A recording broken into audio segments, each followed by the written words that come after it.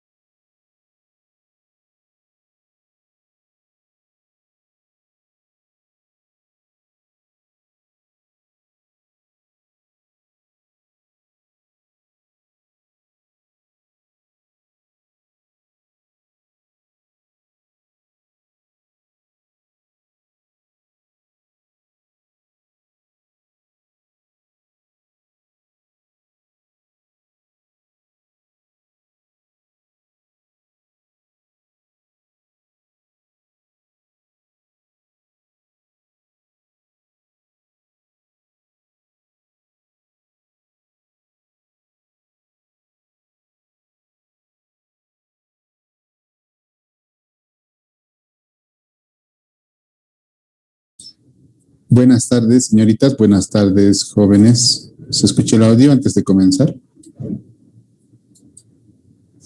Buenas tardes, ingeniero, si se escucha. Buenas tardes, ingeniero, si se escucha el audio. Sí. Bien, entonces, en la clase anterior hicimos este ejercicio en el que simplemente nos faltaba analizar el tema de la separación. No recuerdo muy bien, creo que quedamos acá y nos faltaba el tamaño, perdón, la separación mínima que debería tener, ¿no? Entonces, dependiendo del tamaño máximo nominal, siempre hemos usado 1 pulgada en nuestros ejemplos.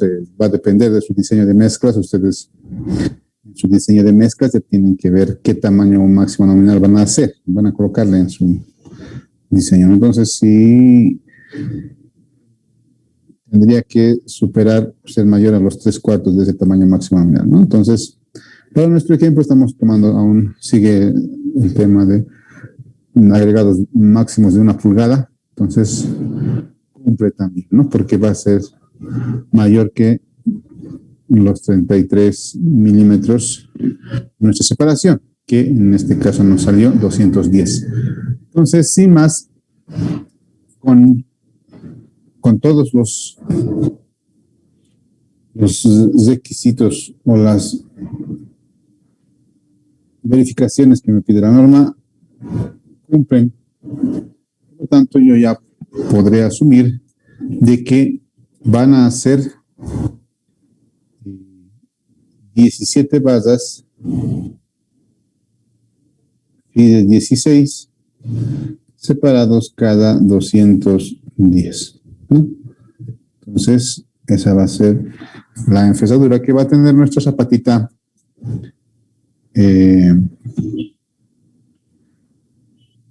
cargada con flexión biaxial. ¿Alguna duda hasta acá? Este ejercicio ya lo hicimos más fluido, lo terminamos básicamente en una clase, incluyendo las presentaciones.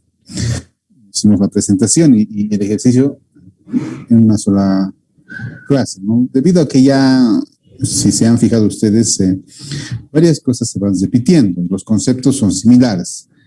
Cambian algunas cosas, pero son básicamente pequeñas diferencias que se tienen que hacer entre uno y otro, ¿no? Entre los tres tipos de zapatas concéntricas que hemos visto. ¿Alguna duda hasta acá, jóvenes, con el tema de las zapatas concéntricas?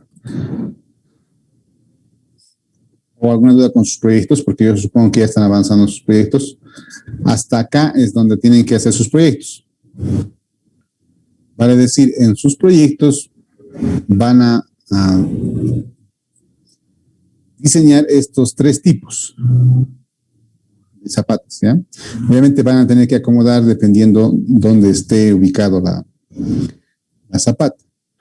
Para su proyecto vamos a tomar en cuenta que existen accesos a todos los extremos de las zapatas, ¿ya? No recuerdo cómo le puse sus planos, pero vamos a considerar de que existe acceso por todos los lados de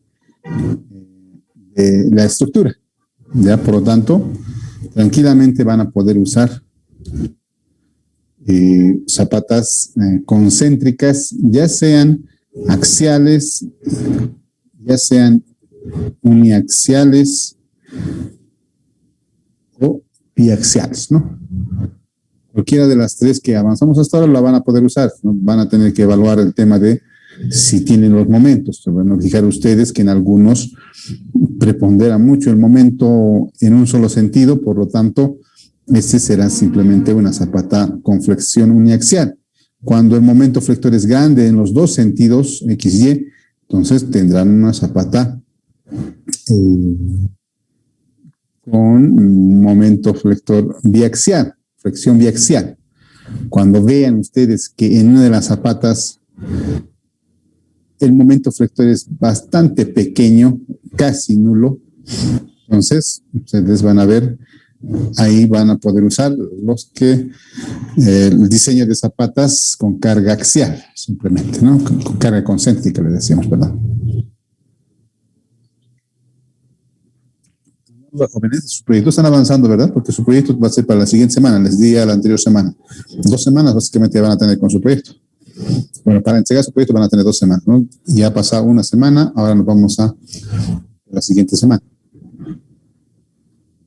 La siguiente semana, el día de entrega, va a ser el día que caiga el día del examen, ¿no? Seguramente nos van a dar un rol de exámenes.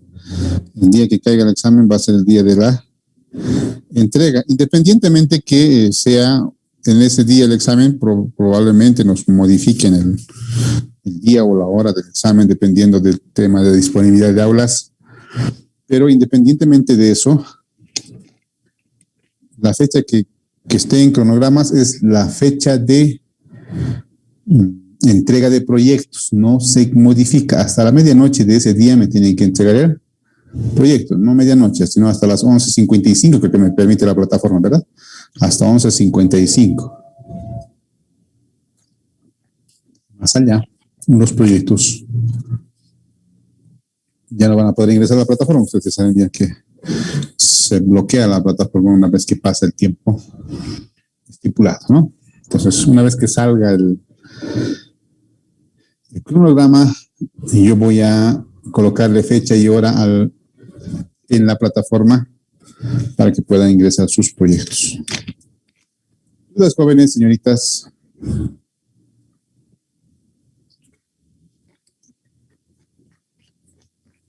Sí, Ingeniero, buenas tardes. Buenas tardes. ¿Podría volver a repetir todo lo que está pidiendo para el proyecto? Específicamente no estaba en esa clase y no tengo muy entendido lo que está pidiendo en el proyecto. Por favor, ingeniero. Bien.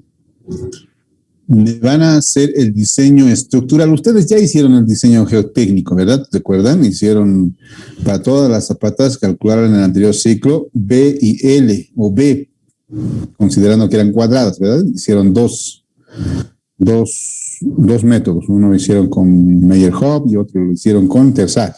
Entonces ya tendrían calculado esas dimensiones B y L, ¿verdad? Ahora van a continuar con su dimensionamiento y van a hacer todo lo que hicimos en este ciclo, vale decir, el diseño estructural de sus zapatas. Para todas las zapatas que están en su proyecto, es el mismo proyecto con el que arrancamos en el ciclo 1, ¿no?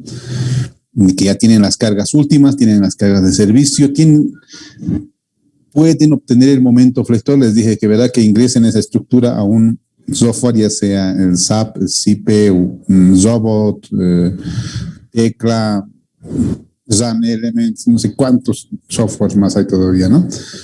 Inclusive FTool 3D, que les va a generar los momentos en cada una de las columnas que me llegan, ¿no? Entonces, con esos momentos últimos y de servicio, ustedes me van a calcular o realizar el diseño estructural de sus zapatas. Me lo van a hacer manualmente. No recuerdo si son 16 o 12 zapatas que tienen, no recuerdo muy bien, depende de la estructura que les di, no lo recuerdo, ¿no? Pero todas las zapatas tienen que ser diseñadas. Eso me lo mandan, incluyendo sus planitos, ¿verdad? Los planitos pueden estar o van a estar en formato AutoCAD, ¿no? O otro programa de edición de dibujo que tenga, ¿no? No hay problema. Parecen que algunos manejan el WaterCAD, otros tantos programas que hay para dibujo, ¿no? Aparte del AutoCAD. ¿Alguna duda, jóvenes?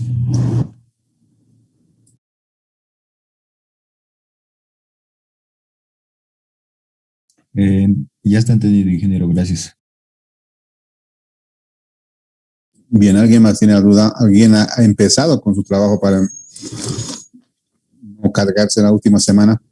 Previendo que no se cargue el trabajo toda la última semana, es que les di la semana pasada.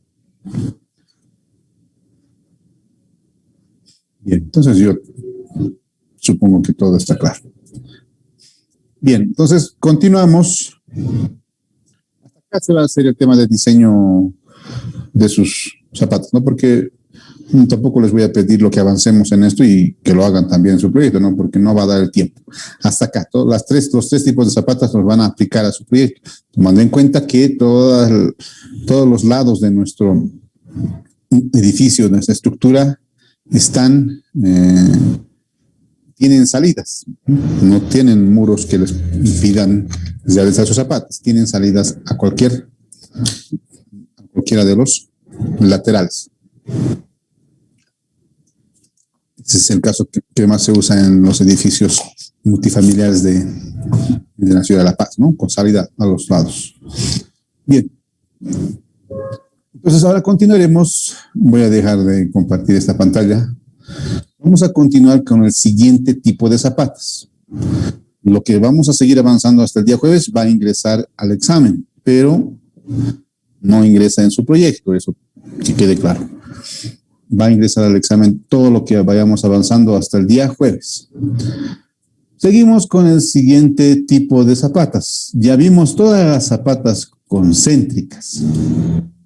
¿Cuáles son las zapatas concéntricas? Cuando las zapatas o la carga de la columna está en el centro de la zapata.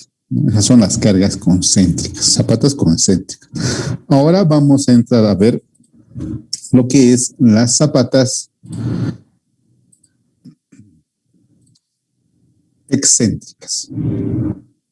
Zapatas excéntricas. Busco la presentación. Acá está. En sus pantallas está la presentación zapatas excéntricas. Disculpen.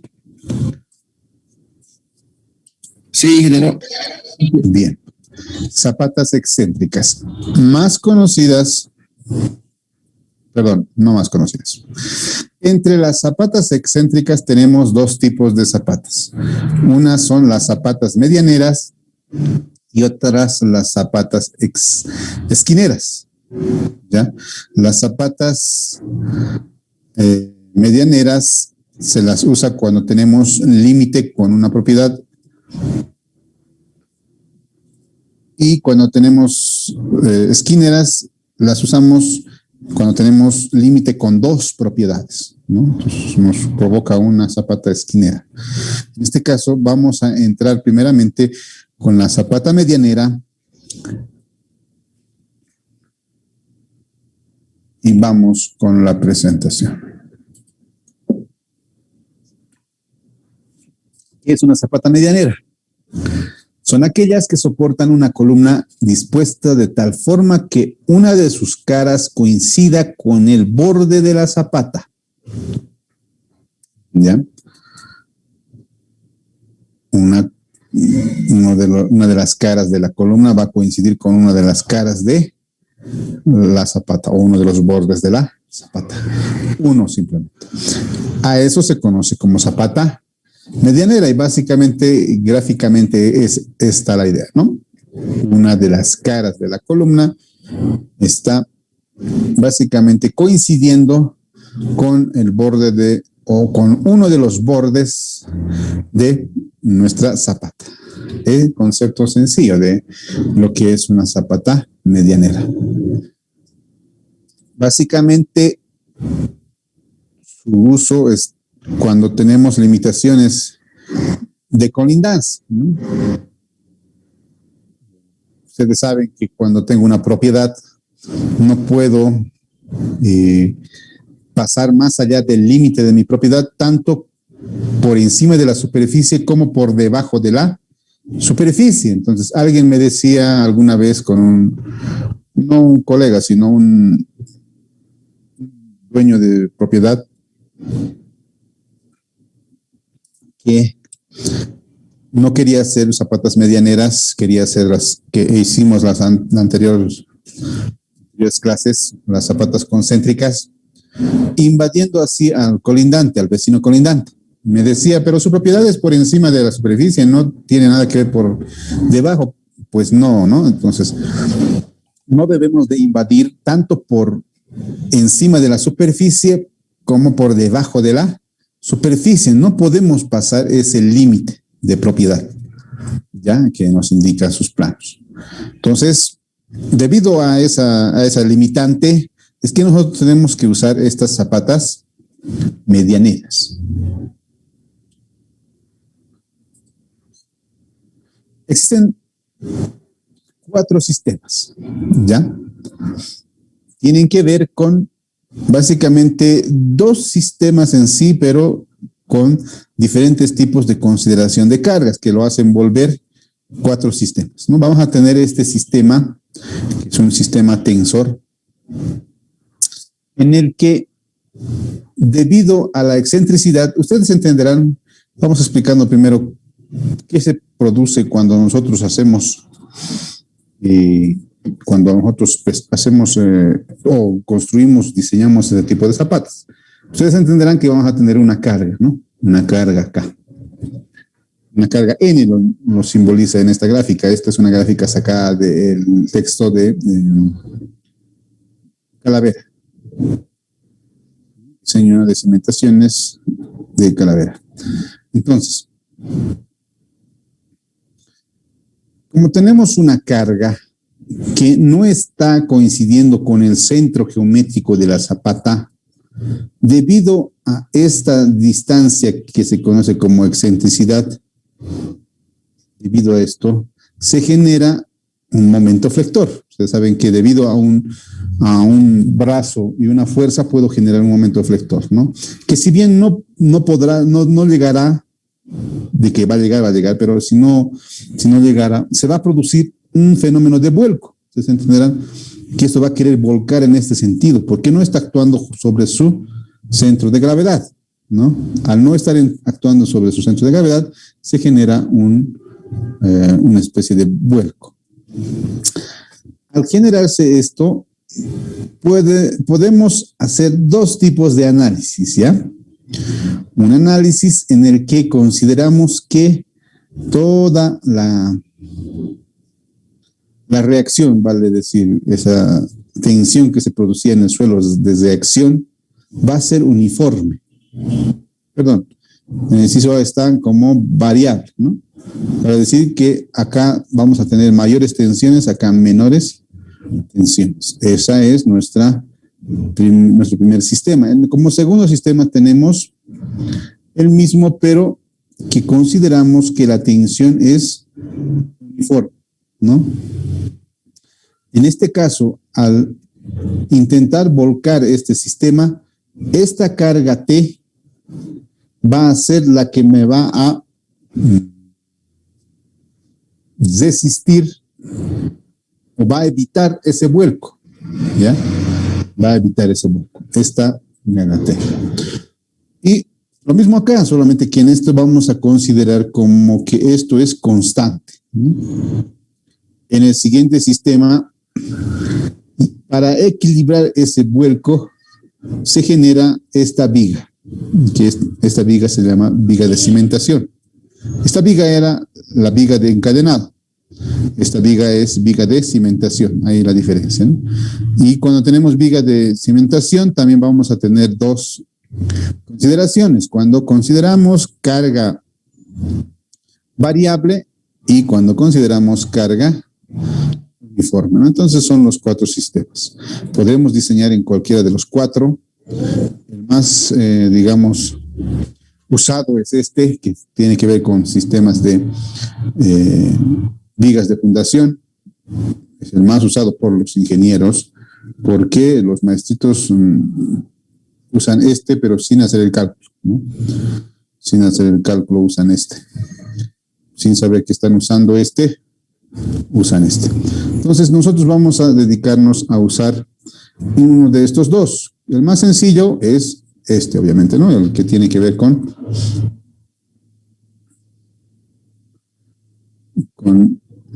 vigas de equilibrio. Entonces vamos a empezar a analizar una a una. No nos va a dar el tiempo. Lo más lógico es que si analizamos los cuatro tipos, vamos a quedar básicamente hasta el siguiente ciclo y la mitad del siguiente ciclo, ¿no? Entonces no vamos a perder mucho tiempo. Vamos a hacer el análisis simplemente de uno de ellos y vamos a pasar a otro tipo de zapatos, porque las consideraciones son similares en las otras, solamente que tenemos que prever el análisis de fuerzas, ¿no? El equilibrio de las fuerzas que se tienen presentes. Entonces vamos a empezar con estas zapatas con distribución de presiones variables. La primera, ¿no? Vamos a ir desglosando igual paso por paso lo que debemos de realizar para que ustedes diseñen este tipo de zapatas. Paso 1, como es en todos los tipos de zapatas, siempre debemos de encontrar la carga de servicio y las cargas últimas, ¿no? Las cargas de servicio nos sirven para el diseño geotécnico y las cargas últimas para el diseño estructural. Les decía, al presentarse esa variación en la aplicación de la fuerza, vamos a encontrar una excentricidad. Vamos a calcular la excentricidad con esta ecuación. Vamos a verificar el ancho. Lógicamente ya tendríamos el ancho y el largo del diseño geotécnico, pero acá vamos a verificar si cumple esta ecuación, porque esto va a hacer de que no se produzca los esfuerzos negativos, básicamente. Entonces verificamos que B esté en ese rango.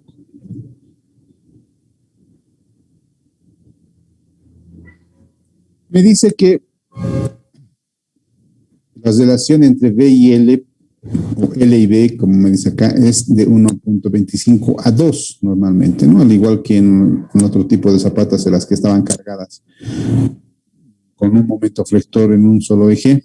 Entonces, acá igual tenemos la misma relación. Normalmente usamos 2, la mayor parte de los colegas, en su gran mayoría usan 2, ¿no? Pero podría variar entre 1.25 a 2 la relación L-I-B. Una vez que ya tenemos L y B diseñados, vamos a tener que calcular el espesor, o asumir, perdón, la altura H, que es el espesor de nuestro zapatito. Con las mismas consideraciones que las hacíamos, vamos a tener que asumir un H. Por lo tanto, este paso 3 es similar a las anteriores. Hasta que tenemos que hacer cumplir esto. Debe de cumplir lo siguiente. Esta Qmax, la reacción del suelo, la tensión que se acciona en el suelo, debe ser menor que la tensión admisible. Y la mínima debe ser mayor que 0. Máximo igual a 0, pero nunca negativo. Entonces, para tal sentido, vamos a tener que encontrar nuevas variables. Si se fijan, ahí tenemos más variables ahora que tienen que ver con K, un valor de C, un valor T. Existen muchas más variables. Por eso es que se complica un poco más el cálculo en ese tipo de zapatos, ¿ya? El coeficiente alfa es igual a 1 cuando el sistema es articulado, tipo cable, ustedes se acordarán, y 0.75 para cuando tiene empotramiento. Este valor alfa que tenemos acá puede asumir estos dos valores, ¿no?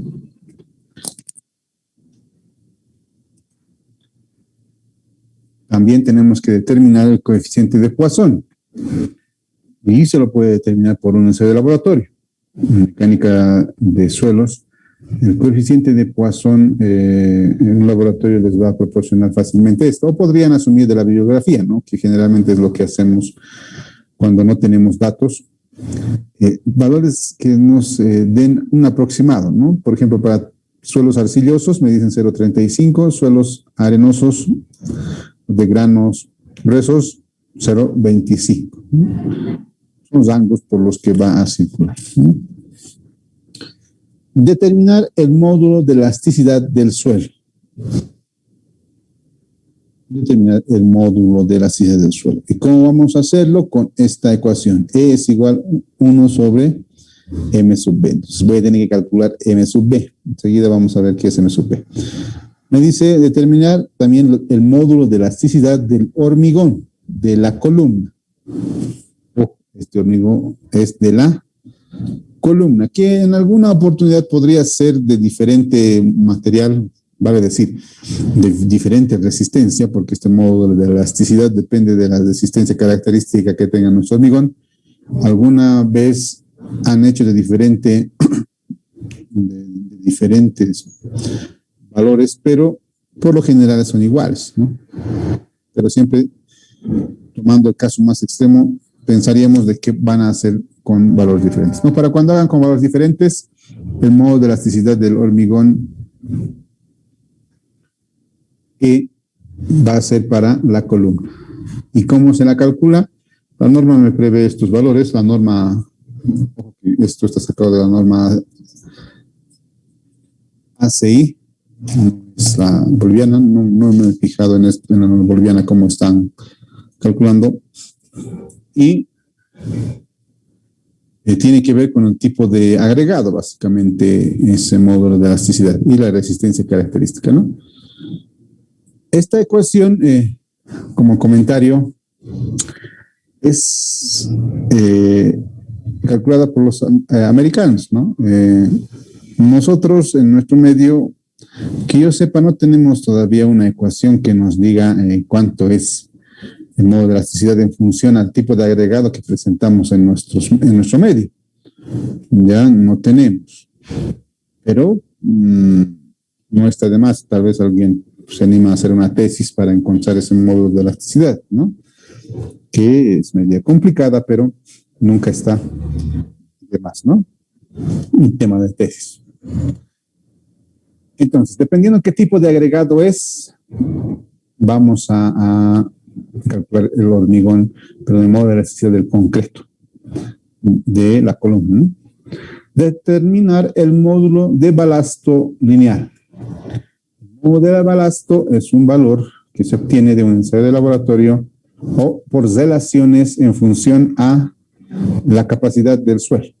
Ya ustedes en bibliografía van a poder encontrar relaciones que me den a partir de la capacidad admisible del suelo valores de balasto lineal. O también existen varias tablas en bibliografías que nos indican este módulo lineal. Si se fijan ustedes, directamente está relacionado con el módulo de Poisson y el módulo de elasticidad de suelo, ¿no? Ya vamos a terminar este factor de relación del aspecto de la zapata F, que básicamente tiene que ver con B y L. Luego determinamos el valor del coeficiente de balasto K en función de esa relación de ese factor de corrección y además el coeficiente de balasto lineal. Entonces, reemplazamos y calculamos. Determinar el momento de inercia de la columna. Ustedes saben, el momento de inercia de una sección rectangular es un 12avo de la base por la altura al cubo, ¿no? Entonces, lo tenemos ahí. Y con esto vamos a poder determinar T. Ese valor T, que recuerden en la gráfica, era una tensión que se produce en la siguiente, en la siguiente viga de Asiostre, ¿no? En la viga de Asiostre se va a producir una tensión T que va a estar dada por esta fuerza T.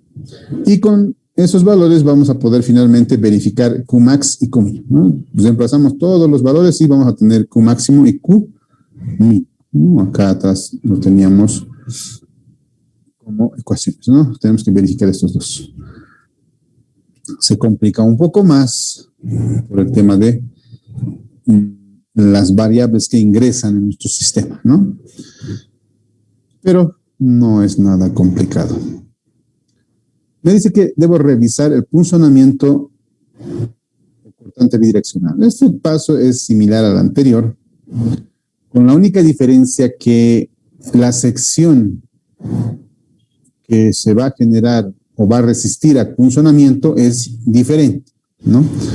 Recuerden que estábamos hablando de una sección que asimilábamos que era una sección vertical porque es tronco piramidal, ¿recuerdan? Entonces, acá ya no va, para un poco simplificar, hacíamos una sección vertical a una distancia de medios de nuestra columna, ¿no? Entonces, todo esto que está acá, estoy remarcando con rojito, esa es básicamente la sección de falla para punzonamiento o cortante bidireccional. Por lo tanto, a diferencia de las zapatas que eran céntricas, recuerdan que las otras eran acá con todas paraditas y en el centro, y acá teníamos también lo que resistía. A diferencia de esto, solamente este tramo ya va a resistir, ¿no? Ya no va a resistir esto. Por lo tanto, el cálculo de B sub 0 va a ser diferente, ¿no? El perímetro resistente es diferente, ¿no?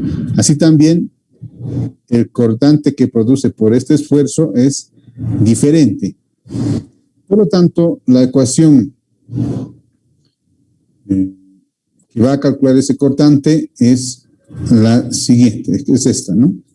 Que previamente necesitamos de esta ecuación, que tiene que ver con Q a D medios último.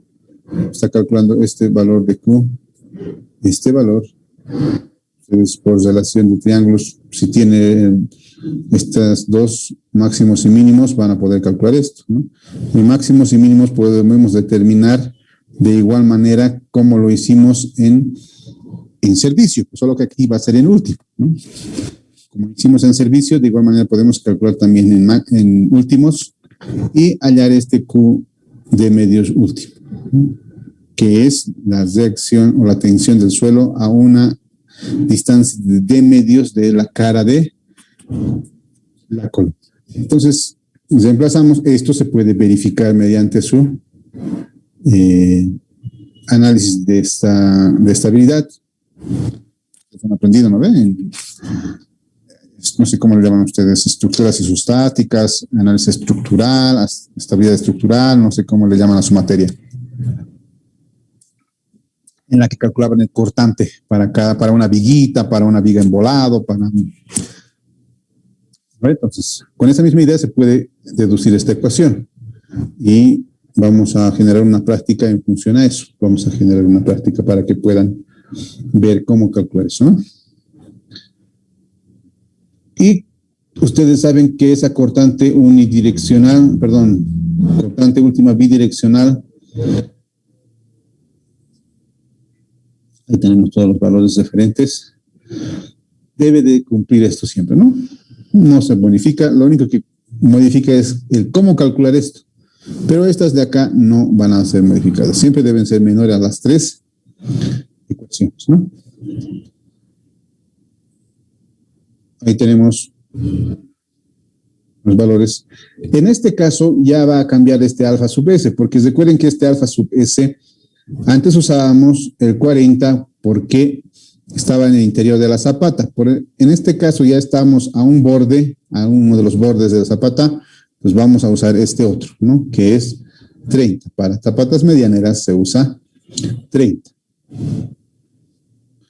Y el valor de CP sub 0, si se fijan en comparación con la anterior, es ya diferente, porque ya varía en cuanto a la sección que resiste a punzonamiento. Ahora vámonos en el sentido direccional. Ya lo hicimos bidireccional, ahora también tenemos que calcular unidireccional. Unidireccional, el concepto de lo que está sucediendo es el mismo. La única diferencia es que se modifica el análisis de las cargas, ¿no? La sección ahora se va a producir acá, a D, de la distancia de la cara de la columna. Y estas distancias de acá ya son diferentes en comparación de las que eran concéntricas, ¿no? Ya son diferentes. Por lo tanto, todo este análisis de estabilidad se va a hacer de diferente forma y está acá, ¿no? La ecuación de cálculo. Igual se la puede demostrar en función a su análisis de estabilidad, que básicamente lo hicimos en una de las clases, no recuerdo, ¿no? Pero para una de las zapatas, ahora de igual manera se puede encontrar para todas las otras zapatas, ¿no? En este caso, esta es la ecuación. Les pido que estudien y vean en todos los tipos de zapatas, que hagan ese análisis de estabilidad y empiecen a verificar estas ecuaciones que los planteamos acá, ¿no? Para el cortante último bidireccional, para el unidireccional, para el bidireccional, para los lectores, pues háganse ese trabajito para poder estudiar, ¿no? Ustedes, ya posteriormente yo genero una práctica en función a eso. Y como es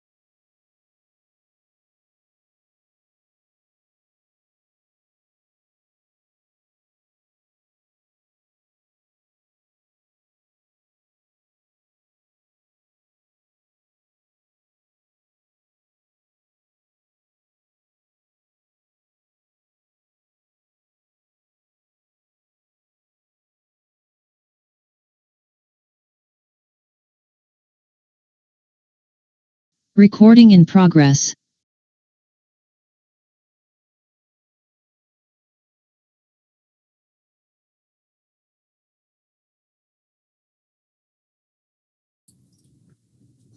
Bien, entonces, como recordarán en todas las zapatas que hemos analizado, el cortante unidireccional siempre debe cumplir esta ecuación y la misma ecuación vamos a usar para calcular lo que resiste el concreto a corte, ¿no? A corte unidireccional.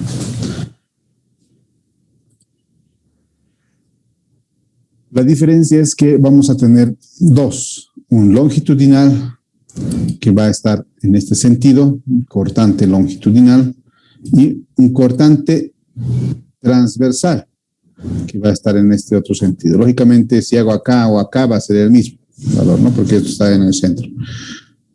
Entonces va a haber otro sentido transversal. La ecuación sale igual a partir del mismo análisis, considerando que esto es un volado, encontramos el corte y la ecuación va a ser esta. Y de igual manera tiene que cumplirse esto con la resistencia del concreto que ya conocemos, ¿no? El momento último también va a cambiar. Ya va a cambiar en los dos sentidos, uno y en el otro. Por lo tanto, voy a tener que hacer un análisis longitudinal y un análisis transversal. Entonces, para el análisis longitudinal voy a tomar esta ecuación que sale a partir de el análisis del momento flector a una sección a la cara de la columna. De igual manera, como hicimos en el análisis, se puede obtener el brazo y el momento flector, ¿no? Y ese brazo y ese momento flector último me van a generar lo que es el valor para que yo pueda compararlo con mi momento nominal. Mi momento nominal se calcula de igual manera que las anteriores ocasiones. En el sentido transversal va a ser esta la ecuación que va a calcular el momento último, que también se puede demostrar mediante el análisis estructural. Ya les dije, un volado en una sección justo al lado, al ras de la columna, ¿no? No lo vamos a hacer de todos porque perderíamos el tiempo. Unas se las hice y las demás de similar forma, con la misma idea, se las hace, ¿no? Y el momento nominal va a ser calculado por esta ecuación, en la misma que usábamos. Para el caso de transversales, también tenemos que tener una ancho de banda en el que se distribuye mayor cantidad de acero, al igual que lo hacíamos en las zapatas uniaxiales, también vamos a hacer acá en este tipo de zapatas, ¿no? Y ahí tenemos los valores de alfa y beta para el cálculo de momento nominal. Revisamos aplastamiento. El concepto de aplastamiento ahora se va a generar diferente, ¿no?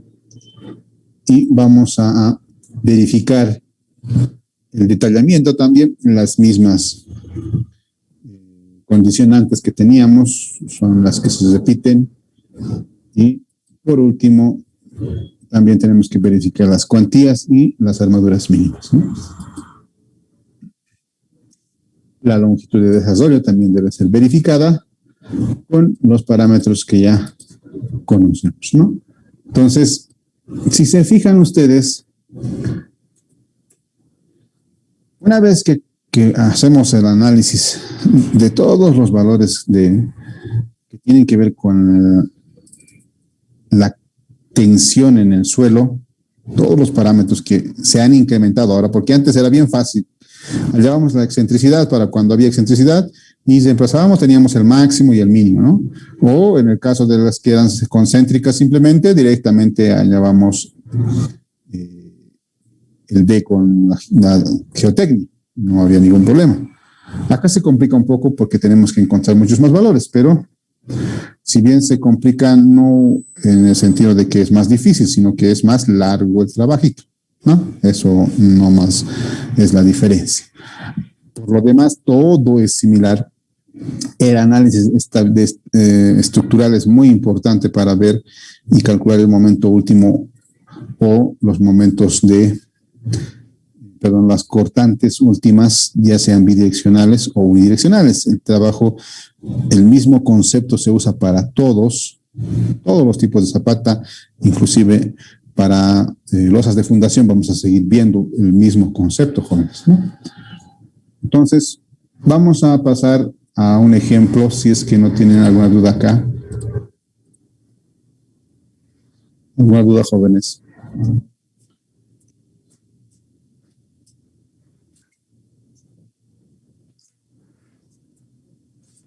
Vamos a ver simplemente este tipo de fundaciones, ¿no? De zapatas medianeras en esta tipología que veíamos al principio en el inciso A, que no nos va a dar mucho tiempo para hacer todas, ¿no? Pero de todas maneras, si los que gustan, si en algún momento se les presenta las otras tipologías, entonces en el libro de Calavera, Diseño de Cimentaciones, está en la parte conceptual, ¿ya? Inclusive esto que vieron ustedes está ahí a detalle, ¿no? Pero ni tan a detalle, ¿no? Porque también te plantean las ecuaciones y ustedes saben que los libros van directamente de dónde parten, directamente a la ecuación final, no te dan el desarrollo, ¿no? Pero sí está, digamos, el análisis, las consideraciones que se debe tomar para cuando yo tengo los diferentes tipos de zapata. ¿Alguna duda, jóvenes?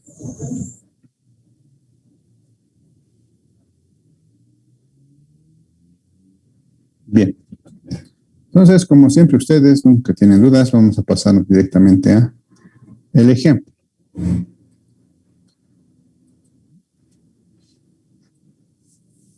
Voy a colocar en pantalla el ejemplo. Vamos a tratar de terminar este ejemplo hasta el día jueves y hasta ahí sería nuestro examen, ¿no? Entonces, vamos con el ejemplo.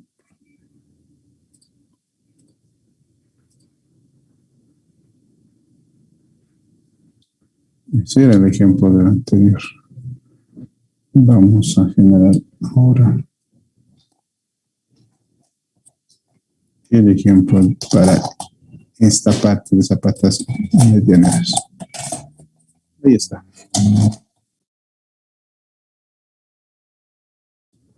Me dice que yo tengo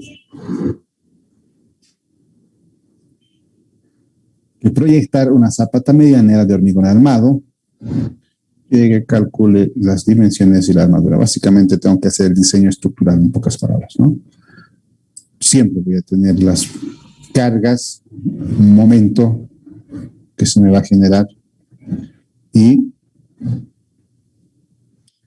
las columnas siempre van a venir ya del diseño, de la parte estructural. Ustedes ya van a tienen que tener diseñadas las columnas. Ojo, no sé si les dije, ¿verdad? Si no les dije, lo vuelvo a repetir. O si les dije, perdón, lo vuelvo a repetir para los que no estaban en clase, ¿no? Un diseño estructural, al contrario de la construcción, se empieza de arriba para abajo, ¿ya? Lo último que voy a diseñar van a ser las zapatas. Porque de nada me serviría yo diseñar primero las zapatas y después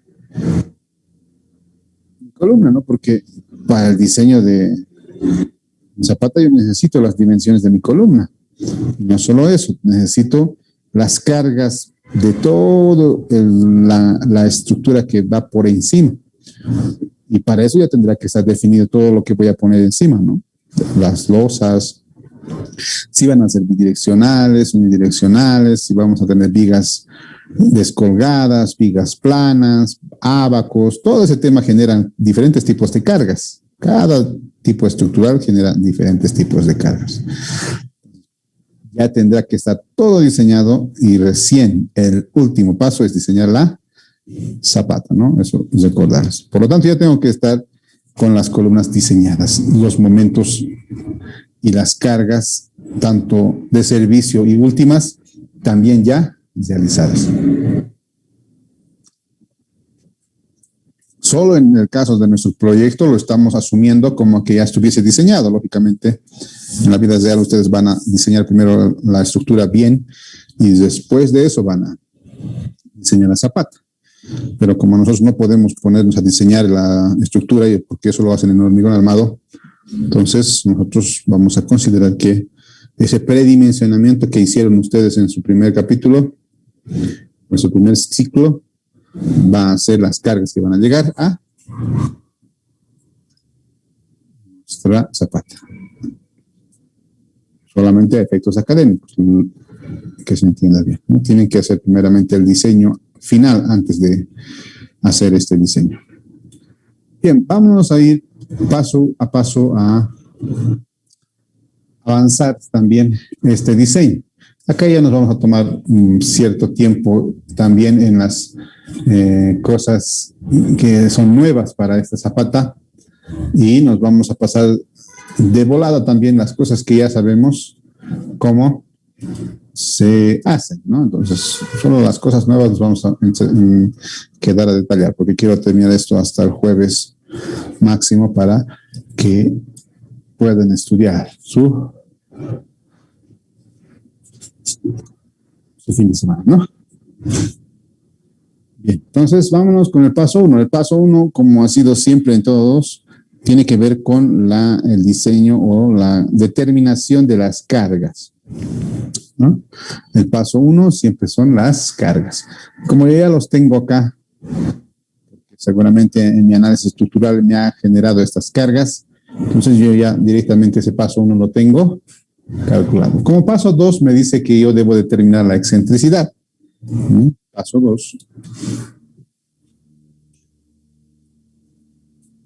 Paso 1, cargas. Y las tenemos ahí. No las vamos a copiar de nuevo. Están ahí en el enunciado. Paso 2. Porque entre las cargas están las cargas de servicio y las cargas últimas, ¿no? Paso 2 me dice que yo calcule mi excentricidad. Y esa excentricidad me dice que es el momento de servicio dividido entre la carga de servicio. Entonces nosotros vamos a hacer ese cálculo. Si me ayudan ustedes, por favor, esa excentricidad va a ser igual a momento de servicio. Vamos ingresando 300.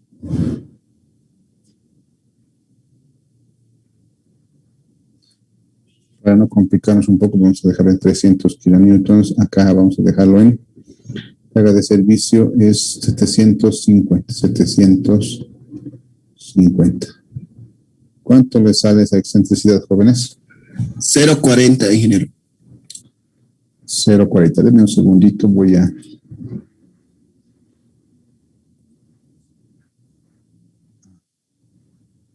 No recuerdo si he marcado el ingreso. Denme un segundo, por favor.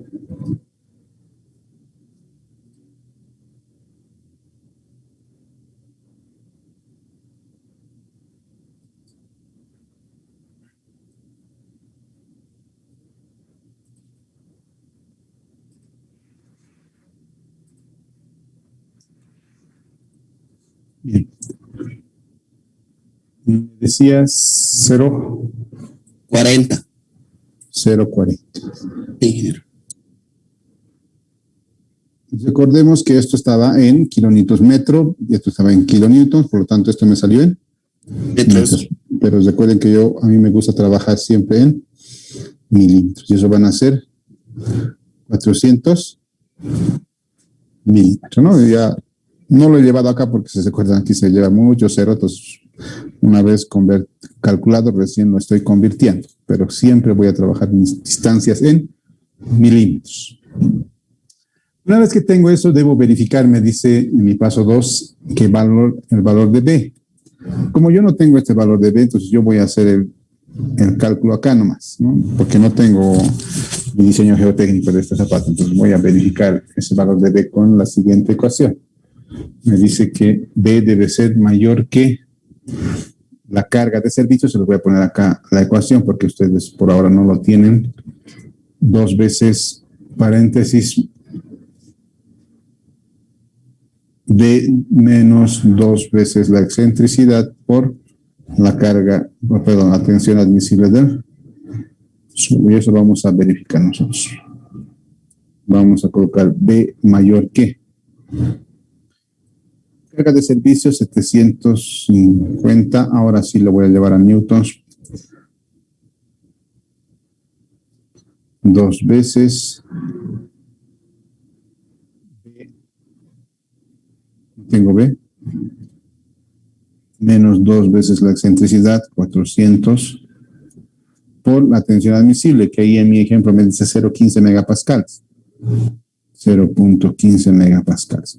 Como estoy trabajando en newtons y en milímetros, megapascales, esto me va a dar en milímetros. ¿Cuánto le sale B, jóvenes, ahí? Por favor. B deberá ser mayor que.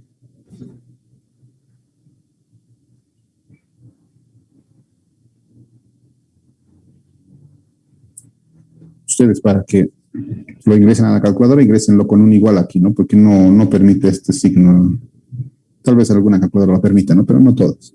Entonces, ingrésenlo con un igual acá y la variable B se les va a despejar la calculadora. Y nos va a generar acá cuánto va a ser ese B.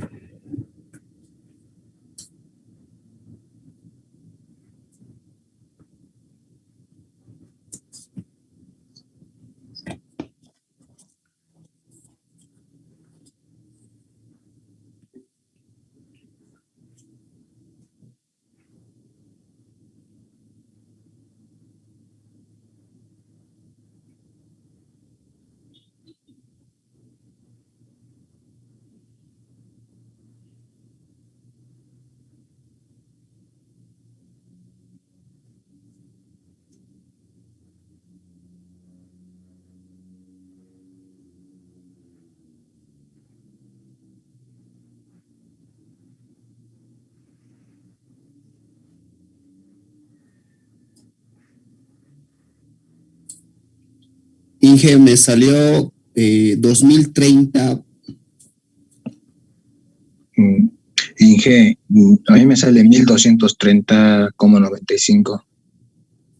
Ese es el valor negativo. Exacto, valor negativo. No, pues tiene que ser mayor, siempre un valor positivo, no vamos a ver negativos acá, ¿no ve?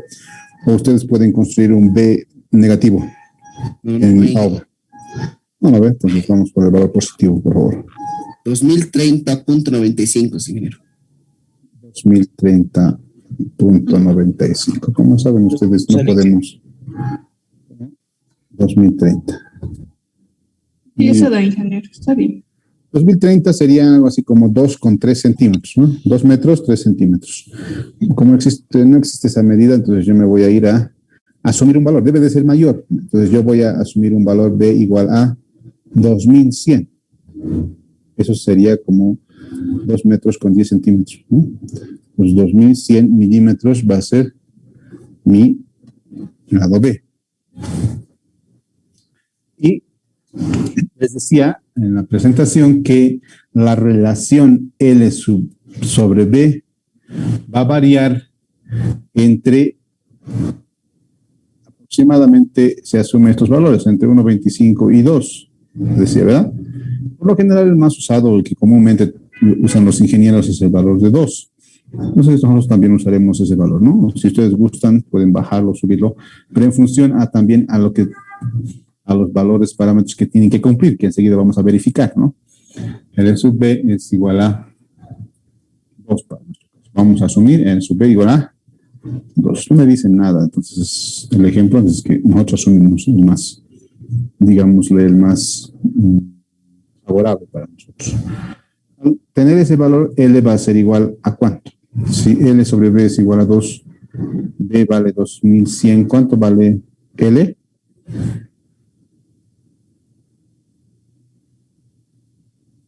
$1,200. 4,200 milímetros. Ya tenemos B y L.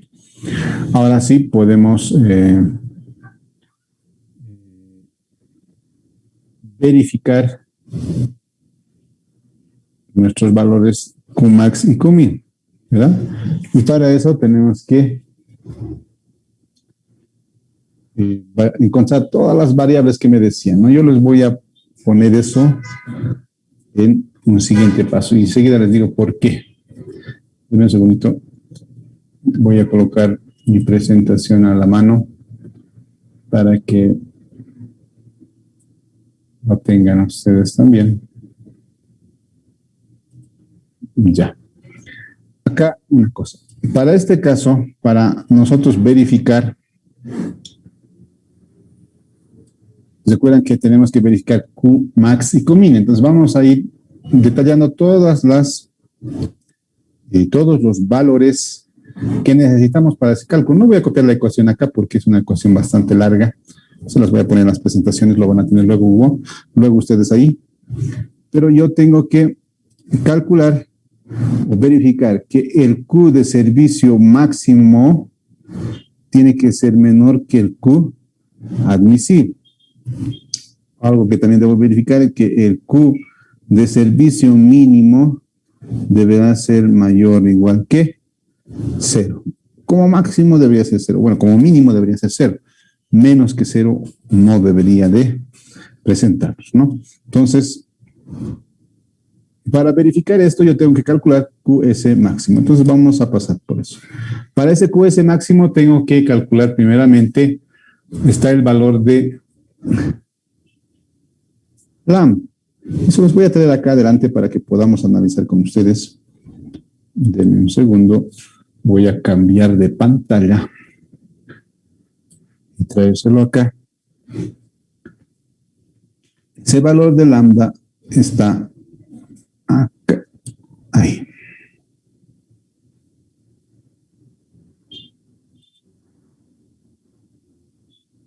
Bien, que en el paso 3 ya deberíamos asumir, ¿no? Luego de asumir, recién deberíamos calcular o verificar. ¿Por qué? Porque precisamente estas ecuaciones, este valor de t, es función de h. Y primeramente voy a asumir un h, ¿ya? Para mi caso yo voy a asumir un h igual a 450. Por ahí siempre hemos estado trabajando por nuestras zapatas, como es de la misma estructura, seguramente me va a dar por ahí también el valor. Empezaremos con las variables. Alfa me dice que va a ser 1 o 0,75. Articulados son cuando tenemos certios. Ustedes saben que es un sistema articulado y que es un sistema empotrado. Si bien el hormigón armado no es perfectamente empotrado, pero vamos a asemejar como si fuese empotrado, ¿ya? Entonces, voy a tener alfa 0,75. Y eso lo voy a poner en mi pizarra como resumen, ¿no? Alfa 0,75. Porque estoy considerando un sistema empotrado. El siguiente parámetro que me dice que calcule es mu, coeficiente de Poisson. Si no tuviesen un laboratorio de coeficiente de Poisson que les indique el valor, podrían asumir por tablas en las diferentes bibliografías cada clasificación. Sí van a poder tener una clasificación porque hicieron seguramente clasificación de suelos para hacer el tema de tensión admisible, ¿no? Entonces, sí van a poder saber qué tipo de suelo es, y en función a qué tipo de suelo es, pueden usar ustedes coeficiente de Poisson de bibliografías, ¿no? Entonces, vamos a asumir nosotros como que nuestro suelo fuese un suelo arenoso y vamos a ponerle 0,25. Entonces, yo debo asumir un mu, coeficiente de Poisson, 0,25. Esto depende del tipo de suelo. Siguiente parámetro que yo debo o que voy a necesitar es el modo de elasticidad del suelo, ¿no? El modo de elasticidad del suelo me va a salir del estudio de consolidación. Mecánica de suelos, vimos el estudio o el ensayo de consolidación.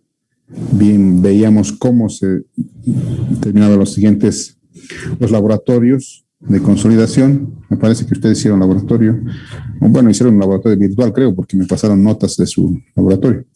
No sé cómo hicieron el laboratorio. Pero en laboratorio de consolidación les van a generar este valor de M sub B. Ya M sub B se los proporciona el laboratorio, que lo van a obtener con un ensayo de consolidación.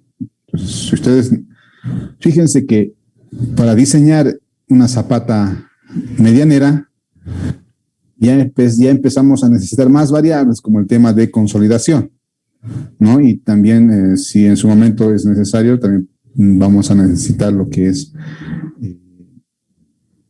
el coeficiente de balasto, si es que pudiesen obtener. Yo recuerdo que en nuestro medio no tenemos todavía equipo para calcular para hacer ese ensayo, pero me parece que a Cochabamba le estaba llegando esa placa, ¿no? Es una placa, se le llama el ensayo de la placa para determinar ese coeficiente, pero me parece que en nuestro medio seguimos usando esas relaciones que me dan en laboratorio, digo, en las bibliografías, ¿no?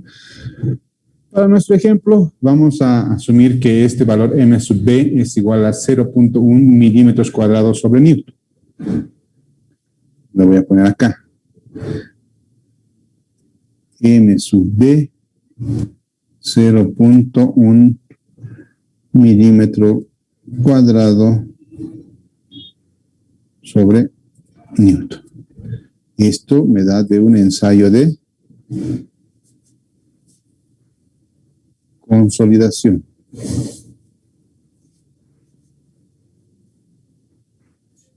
¿Ya? Entonces, con ese valor de M sub B, yo ya voy a poder determinar el valor de E.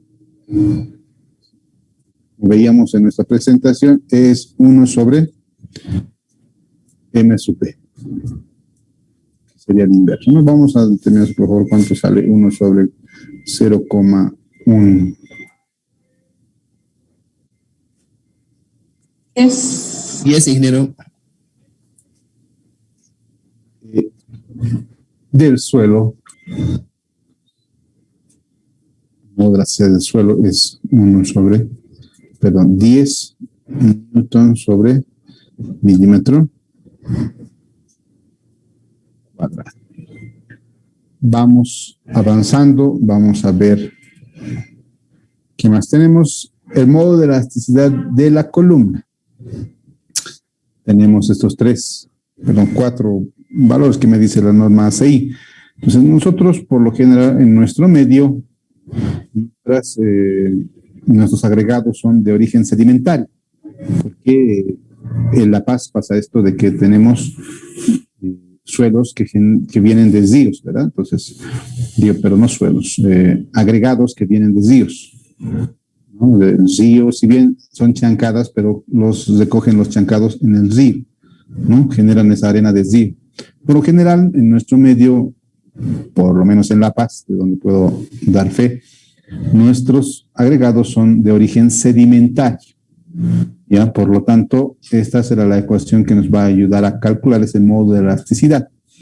El FC tiene que ser de la columna, ¿no? Vamos a considerar que es el mismo hormigón para toda la estructura, por lo tanto, para nuestro ejemplo, ese FC va a ser igual a 210 kilogramos, ¿no? Que sean 21 megapascales, le pusimos en nuestro ejemplo. Verifiquemos 21 megapascales. Entonces, ese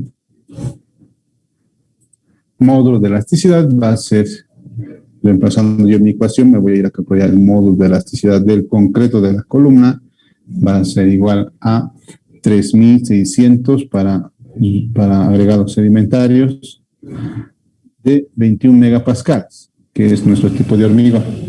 ¿Cuánto le sale ese módulo de elasticidad de la columna?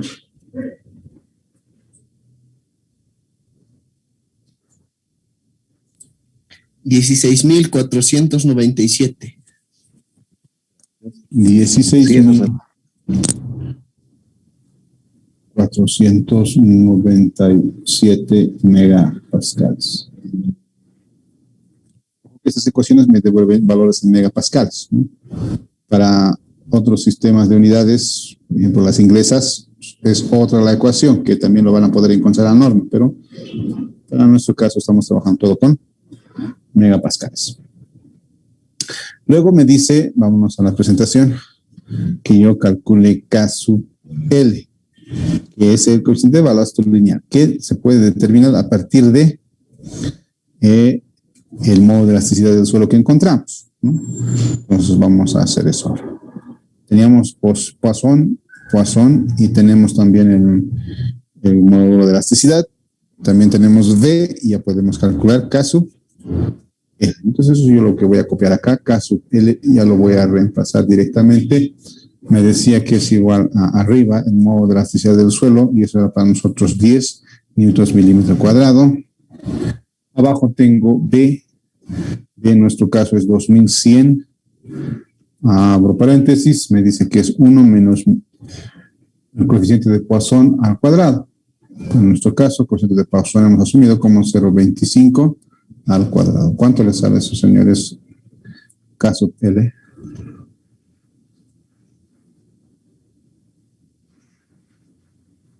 0.005. 0.005. Y nos vamos al siguiente valor. El siguiente valor que debo de determinar es este factor de corrección debido a la forma de nuestro zapata, ¿no? Entonces voy a reemplazar a esta ecuación ya los valores de V y L y voy a calcular ese factor, ¿no? Entonces pongo acá, me voy a ir a casita. Acá voy a poner ya el factor que tengo que calcular, que me dice que es igual a 1 más 0,050 de la relación B sobre L. B para nosotros es 2100, L era 4200 y vamos a dividir entre lo que me dice la ecuación 1.5. ¿Cuánto le sale ese valor, ese factor de corrección?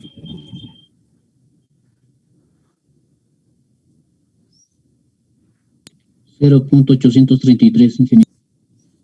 0.833. Una vez que tenemos eso, podemos calcular lo que es ya el coeficiente de balasto. Vamos a determinar el coeficiente de balasto. Acá me dice mi ecuación que es igual a este factor.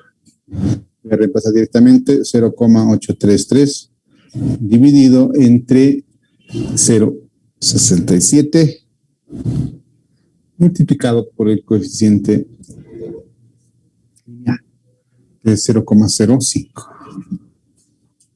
Mientras calcula, me dan un minuto, por favor. Regreso enseguida.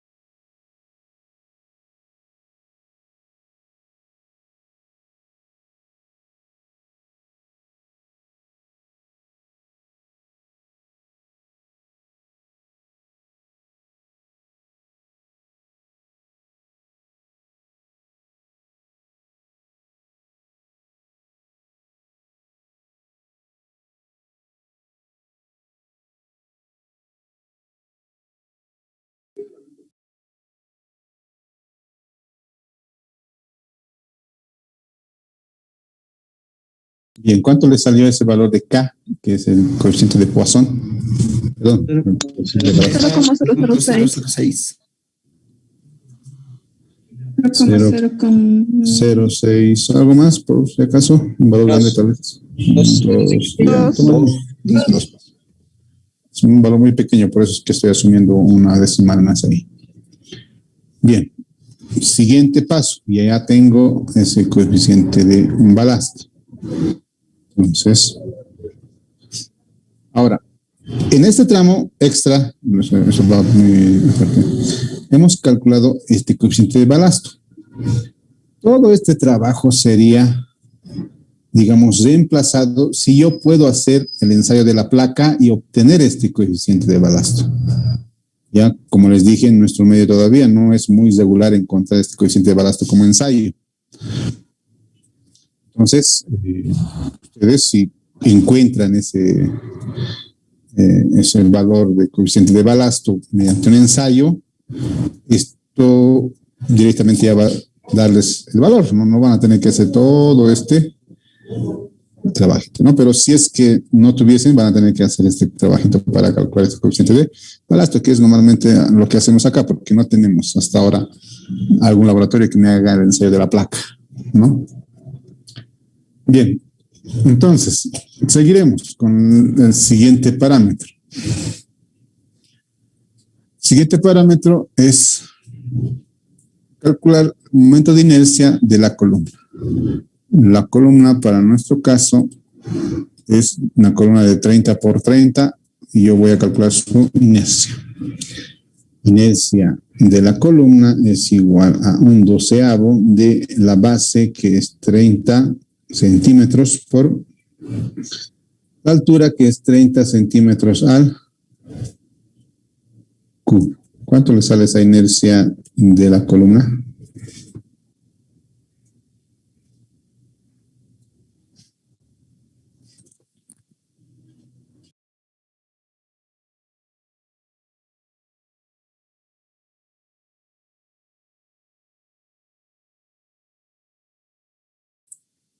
$2.250.000.